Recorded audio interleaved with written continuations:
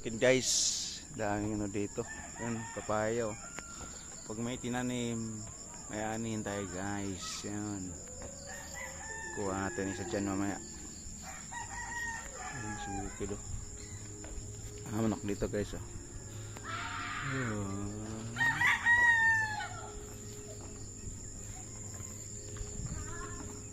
Sinanay mga pananim dito guys oh.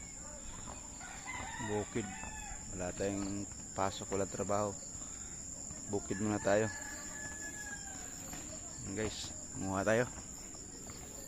Tingnan kung paano ako kumuha ng ano, papaya.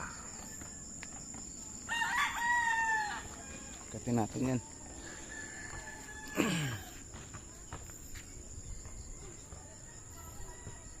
Kuha natin oh. Ang laki oh.